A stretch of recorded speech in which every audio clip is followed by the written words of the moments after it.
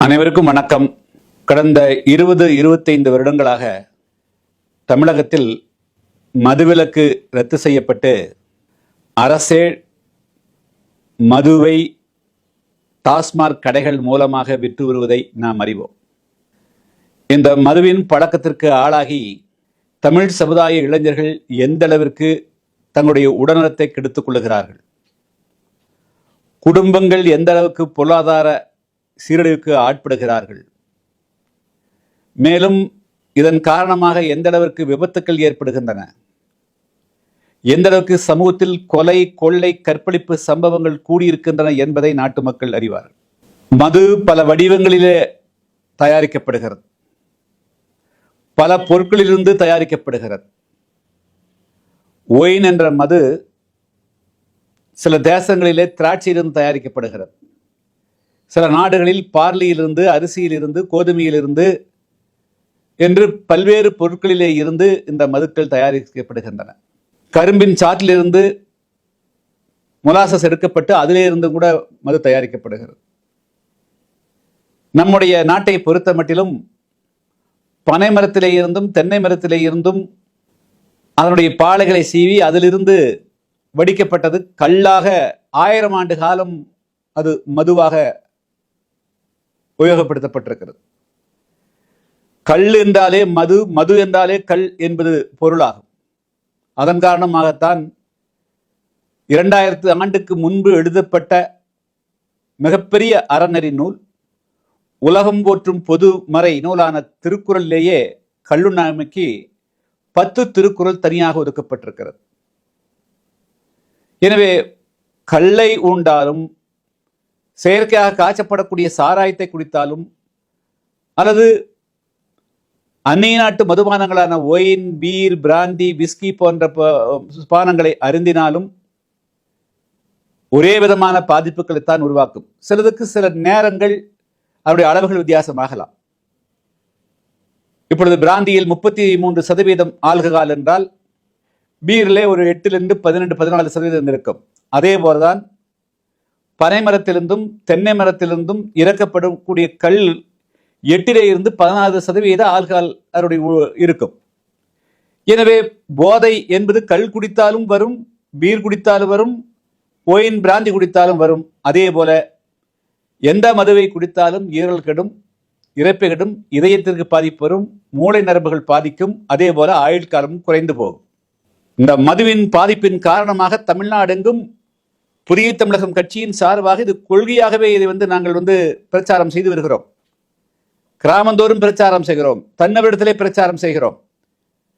ஏறக்குறைய 30-35 வருடங்களுக்கு முன்பு 1990களில் தென் தமிழகத்தில் சாதி கலவரங்கள் உருவாவதற்கு மிக காரணமாக கள்ளச்சாராயம் காய்ச்சுவது அடிப்படையாக இருந்தது. 2 பிரிவை சேர்ந்தவர்கள் தான் அதில் அதிகமாக சாராயம் காய்ச்சி கொண்டிருந்தார்கள். அவரிடத்திலே தான் சாதி மோதலே இருந்தது. நாம் கிராமமாக சென்று சாராயம் வடிக்க மாட்டேன், விற்க மாட்டேன், குடிக்க மாட்டேன் என்று சத்தியப்பிராணம் செய்த பிறகுதான் ஒரு தரப்பிலே இருந்து சாராயம் காய்ச்சி நிறுத்தப்பட்டது. அடுத்த தரப்பு அதை ஆட்டோமேட்டிக்காக அவர்களிடம் விட்டு போய்விட்டார்கள்.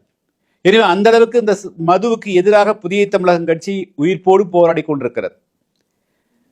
கடந்த 10-15 வருடத்துக்குள்ளாக தமிழ்நாட்டில் அனைத்து கட்சிகளுமே, இன்று இருக்கக்கூடிய ஆளுங்கட்சி திமுக கூட 2014களில் மதுவிலக்கை அமல்படுத்த கோரி தமிழ்நாடு எங்கும் போராட்டம் நடத்தியிருக்கிறது. அதற்காக சசி பெருமாள் என்பவர் இளம்பிள்ளை என்ற கிராமத்தை சேர்ந்தவர் நாகர்கோவிலில் டவர் ஏறி தன்னுடைய உயிரை மாய்த்துக் கொண்டார். அன்றைய காலகட்டத்தில் திமுக இன்றைக்கு இருக்கிற முதலமைச்சர் ஸ்டாலின் கூட அந்த போராட்டத்தில் முன்னிலை வைத்திருக்கிறார். ஊராக சென்று அன்றிருந்த ஆட்சியில் இருந்த அதிமுகவுக்கு எதிராக பல பிரச்சாரங்களை கனிமொழி செய்திருக்கிறார், உதயநிதி செய்திருக்கிறார். ஆட்சிக்கு வந்தவுடன் மதுவிலக்கு அமல்படுத்தப்படும், தமிழ்நாட்டில் இளம் விதவைகளுடைய எண்ணிக்கை டாஸ்மாகால் கூடிவிட்டது என்று பேசியிருக்கிறார்கள். ஆனால் ஆட்சிக்கு வந்த பிறகு அதை பேச மறுக்கிறார்கள், அதை மறந்து விட்டார்கள். அது வேறு. இப்படிப்பட்ட சூழலில் தமிழ்நாடு மக்களே கிராமங்களுக்கு எங்கே சென்றாலும் பெண்கள் மதுவிலக்கை அமல்படுத்த வேண்டும் என்றால் அனைத்து சாதி, மத, மொழி, அறத்தை கடந்து எல்லோரும் ஏற்றுக்கொள்ளக்கூடிய ஒரே கோரிக்கை தமிழ்நாட்டில் டாஸ்மாகை மூட வேண்டும் என்று. எனவே நாம் மிகப்பெரிய அழுத்தம் கொடுத்து வருகிறோம்.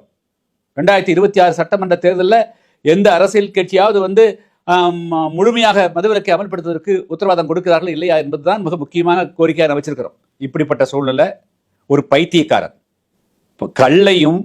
கல்லை பனம்பால் தென்னம்பால் என்று பிரச்சாரம் செய்கிறார்.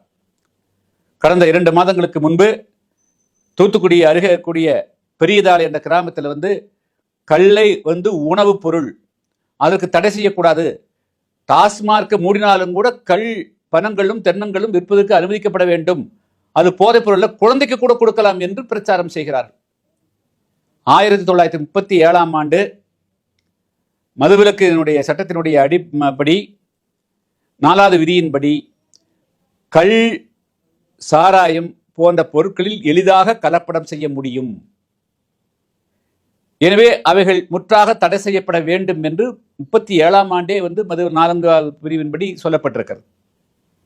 அதேதான் டாஸ்மார்க் வந்த பிறகும் கள்ளியும் சாராயத்தையும் தடை செஞ்ச சட்டம் இயற்றப்பட்டிருக்கிறது. அதுக்கு காரணம் என்னவென்று சொன்னால், நீங்க பனைமரத்தில் 1 லிட்டர் கல்லை இறக்கிட்டு 10 லிட்டர் தண்ணியை விட்டு குளோரல் ஹைட்ரேட் என்று அறுவை சிகிச்சைக்கு மயக்கத்துக்கு கொடுக்கக்கூடிய மாத்திரைகளை பயன்படுத்தி கலப்படம் செய்துதான் போதையை ஏற்றுகிறார்கள். இதன் மூலமாகத்தான் பல பேர் உயிரிழப்பு ஏற்பட்டிருக்கிறது. கேரளாவில் உயிரிழப்பு ஏற்பட்டிருக்கிறது. ஆந்திராவில் அண்மை காலம் கூட 30 பேர் இறந்திருக்கிறார்கள். இதையெல்லாம் கணக்கிலே கொண்டுதான் தமிழ்நாட்டிலே கள் தடை செய்யப்பட்டிருக்கிறது, கள்ளச்சாராயம் காய்ச்சல் தடை செய்யப்பட்டிருக்கிறது. ஆனால் இது பனம்பால் தென்னம்பால் என்று ஒரு பைத்தியக்காரன் தான் சொல்லணும். அவனுக்கு அறிவு என்பது சுத்தமாக கிடையாது. எப்படி காவல்துறை பெரிய தாளையில இந்த மாலை சட்டத்தால் தடை செய்யப்பட்டதை நீங்கள் அனுமதித்தீர்கள் என்றுதான் நான் ஹோம் செக்ரட்டரி லெட்டர் எழுதிக்கிறேன்.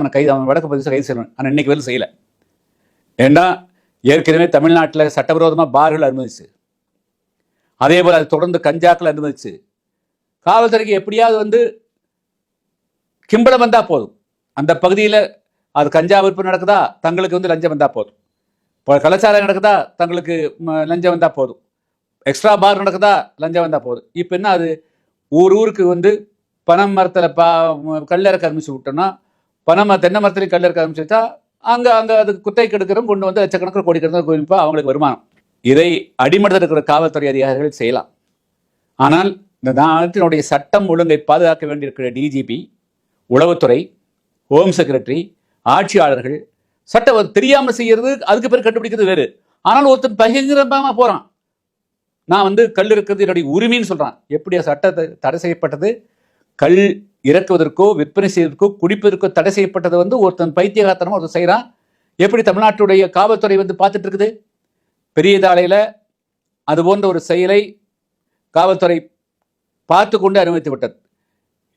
இன்று திருச்சியில சமயபுரம் அருகே 1000 பனையேறிகள் நடத்தக்கூடிய மாநாடு. அதில் அந்த நாம் தமிழர் கட்சியை சேர்ந்தவனும் அதில் கலந்து கொண்டு கல் இறக்கப் போகிறோம் என்று சொல்லி ஒரு பிரச்சாரத்தை நாங்கள் முகநூலில் பார்க்கிறோம்.